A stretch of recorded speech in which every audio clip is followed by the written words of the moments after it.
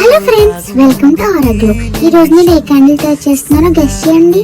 దానికంటే ముందర మీకు కాఫీ ఇష్టమో టీ ఇష్టమో కామెంట్ సెక్షన్ లో కామెంట్ చేయండి.